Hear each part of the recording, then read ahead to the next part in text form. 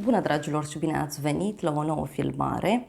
De această dată te invit la două citiri de tarot, în cadrul cărora vreau să văd ce mesaje are Universul în acest moment să-ți transmită când tu ai intrat pe acest videoclip.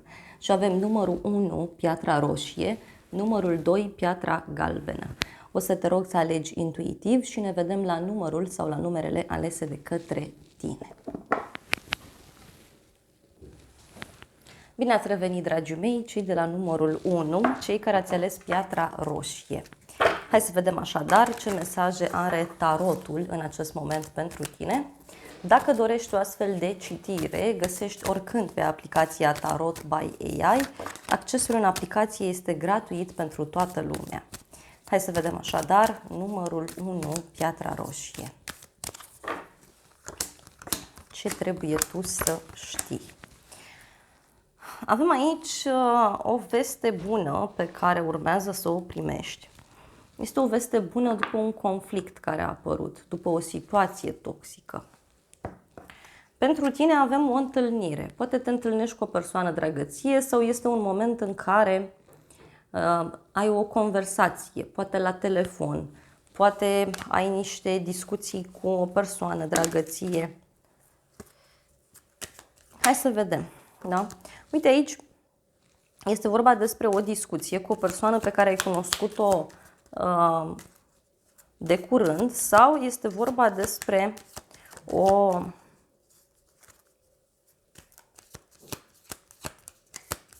persoană nouă pe care urmează să o cunoști. Da?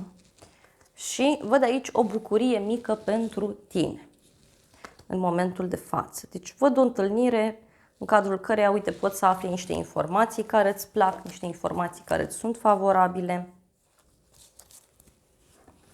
Pentru casa ta, o femeie în vârstă sau o femeie matură. Aici este cineva care urmează să-ți dea o veste sau este vorba despre o întâlnire cu o rudă, cu o persoană dragăție. Hai să vedem despre ce e vorba.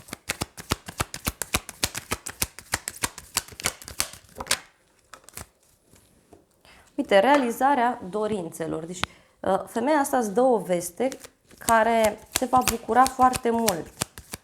Niște dorințe pe care le ai în legătură cu persoana asta se realizează. Uite, văd o veste onorabilă, o veste foarte bună pentru tine. Apoi, în curând, avem o bucurie de departe. În curând, văd aici o veste pe care o primești din străinătate, din alt oraș, sau este o veste bună în legătură cu o călătorie îndepărtată. Mai poate să vină și o veste de la o persoană care călătorește foarte mult.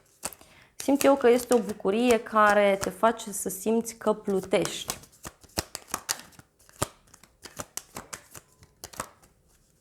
Ia să vedem.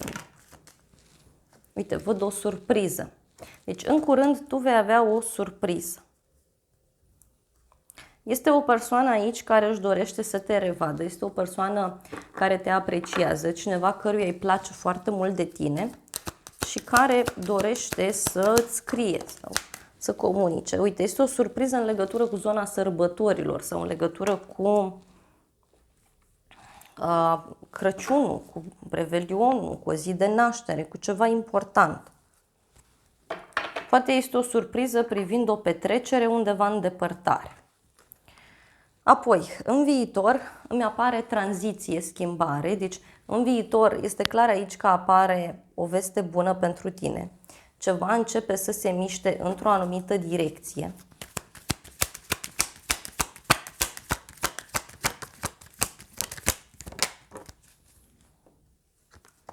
Văd o pagubă sau o pierdere care mi apare.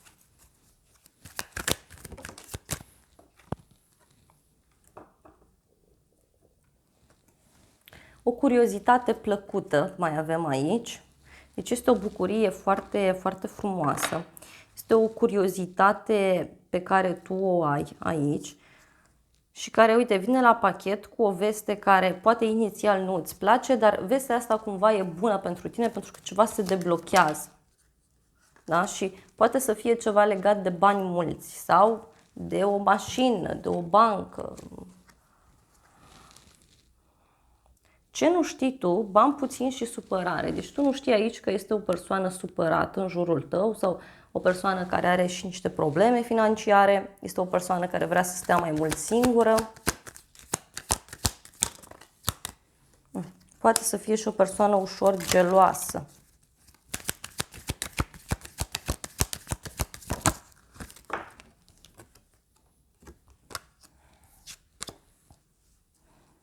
Este o persoană aici supărată pentru că nu are parte de compania ta. Da? Este o persoană care te dorește, cineva care se gândește la tine. Pe neașteptate vei reuși ce gândești. Deci dacă tu ți-ai propus ceva în viitorul apropiat, să știi că vei reuși. Cărțile spun că reușești ceea ce tu gândești, deci ceea ce îți dorești tu. Ia să vedem despre ce e vorba. Bun, are legătură cu o veste bună pe care o primești, în legătură cu o persoană vicleană. E ceva ce tu ți-ai dorit tare mult să îndeplinești și uite, acum reușești. Da? Reușești.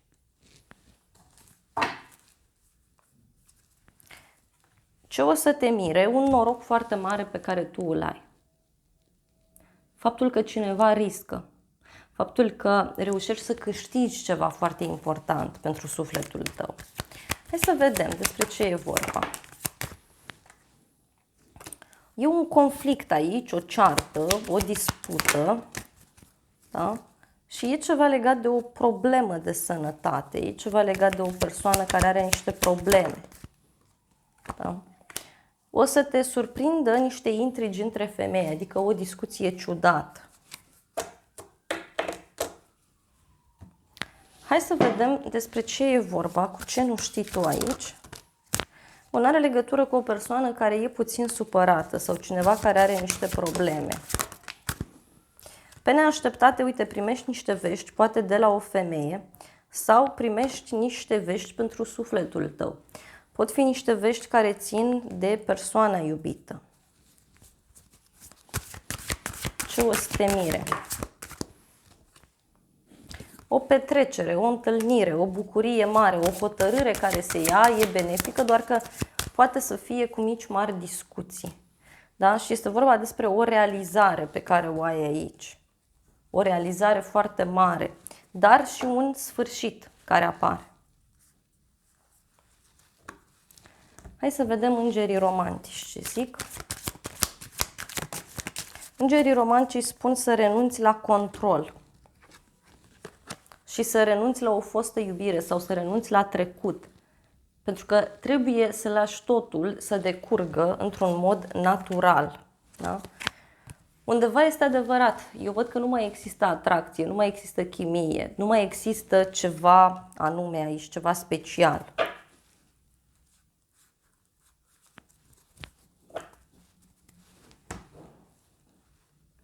Hai să vedem și un mesaj din partea oracolului orelor. Avem ora 4 și 4 minute cu mesajul construcție, leadership, abundență. Deci dacă aștepți un răspuns, aici este clar că el este pozitiv. Și mai avem ora 23 și 32 de minute.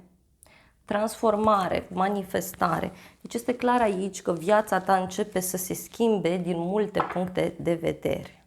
Da? Dragii mei, acestea au fost previziunile pentru numărul 1. Eu îți mulțumesc pentru atenție, te îmbrățișez cu drag, îți mulțumesc că mi-ai stat alături și nu uita că dacă dorești o astfel de citire, găsești oricând pe aplicația Tarot by AI. Accesul în aplicație este gratuit pentru toată lumea. Te îmbrățișez, îți mulțumesc că mi-ai stat alături și să ne revedem cu bine și data viitoare. Eu îți doresc multe gânduri bune.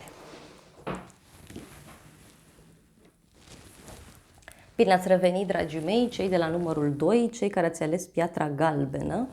Hai să vedem ce mesaje are tarotul pentru numărul 2, ce trebuie voi să cunoașteți. Îți mulțumesc că mă urmărești, îți mulțumesc că mi-ești alături. Dacă dorești o astfel de citire, găsești oricând pe aplicația Tarot by AI. Accesul în aplicație este gratuit pentru toată lumea. Hai să vedem mesaje pentru numărul 2. Ce trebuie voi să știți? Care sunt mesajele pentru numărul 2?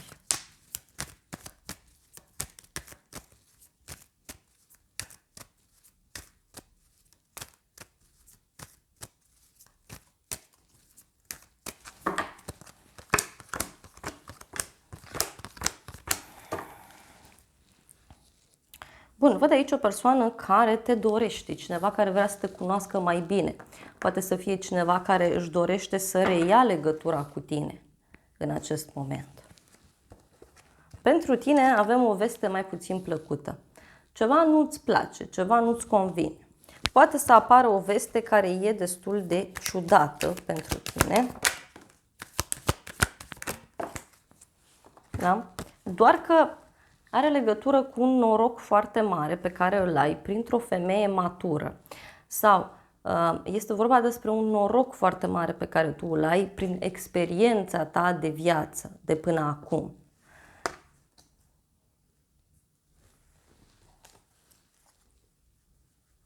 Văd aici o pagubă, o sumă de bani.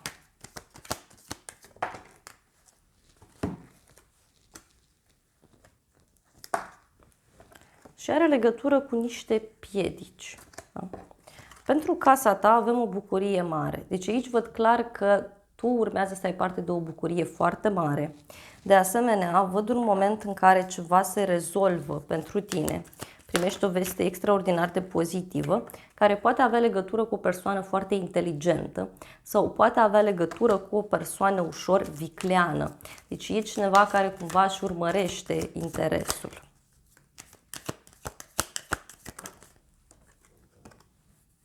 O surpriză văd aici. Deci tu ai parte de o surpriză foarte plăcută.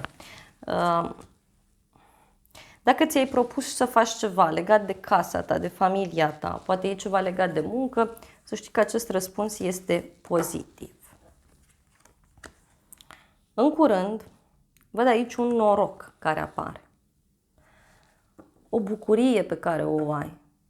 Riști și câștigi ceva.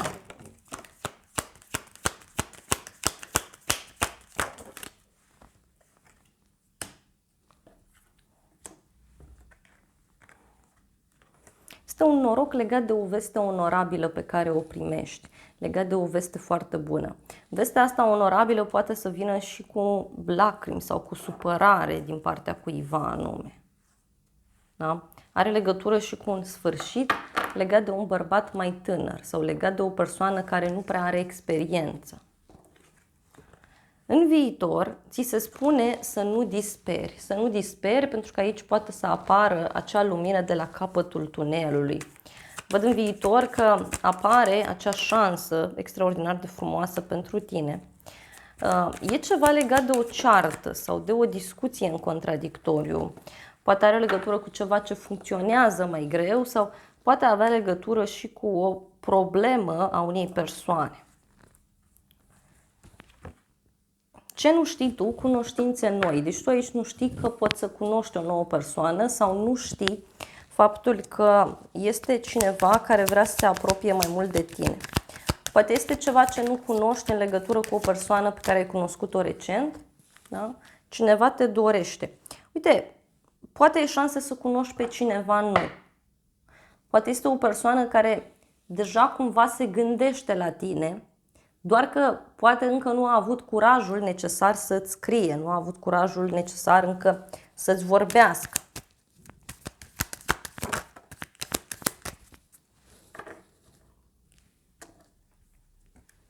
Intrigi între femei, văd aici, intrigi între femei.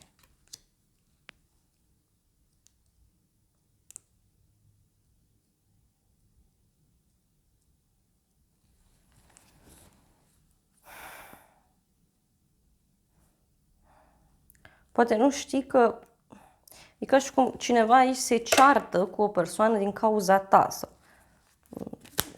văd o persoană aici puțin geloasă.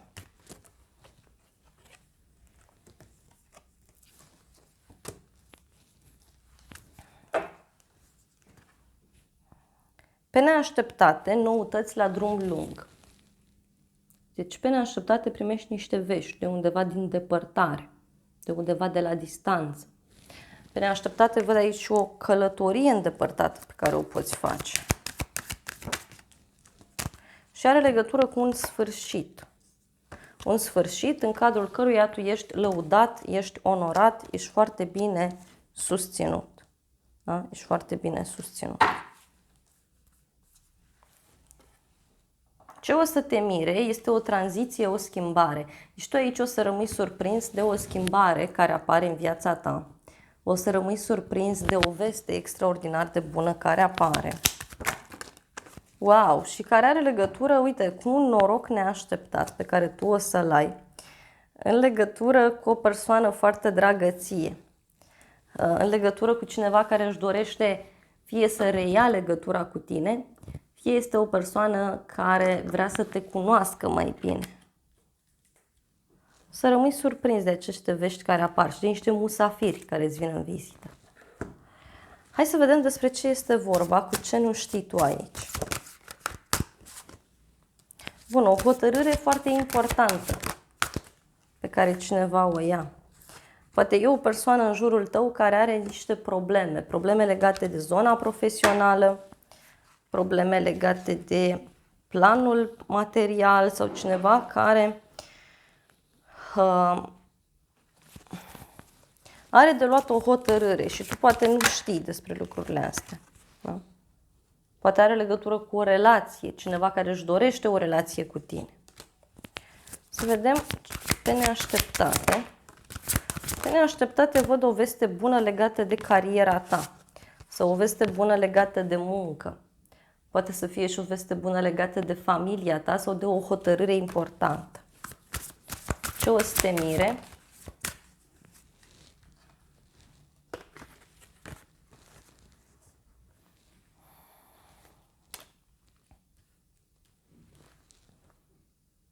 Este o veste foarte bună care apare într-o zi de sărbătoare sau într-o zi frumoasă, într-o zi bună.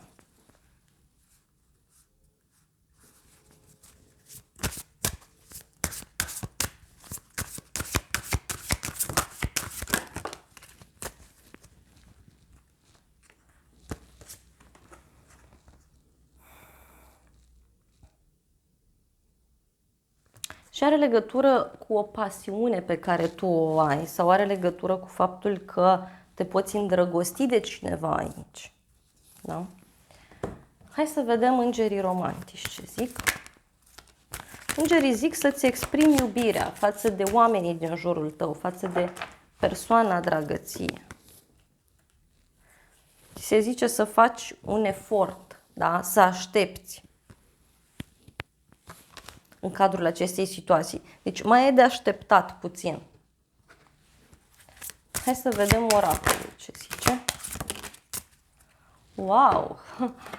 Avem aici inițiere, renaștere, reînnoire. Deci este clar vorba despre un fel de resetare, despre niște noutăți plăcute care apar. Mai avem libertate, din nou renaștere, ora 20 și 20 de minute. Și ultimul mesaj este șansă, succes, ora 7 și 7 minute.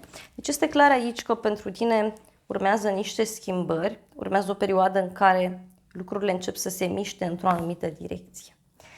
Dragilor, acestea au fost previziunile pentru cei de la numărul 2. Eu vă mulțumesc pentru atenție, vă îmbrățișez cu drag, vă mulțumesc că mi-ați stat alături. Iar dacă dorești o astfel de citire, găsești oricând pe aplicația Tarot by AI. Accesul în aplicație este gratuit pentru toată lumea. Îți mulțumesc că mi-ai stat alături și să ne revedem cu bine și data viitoare.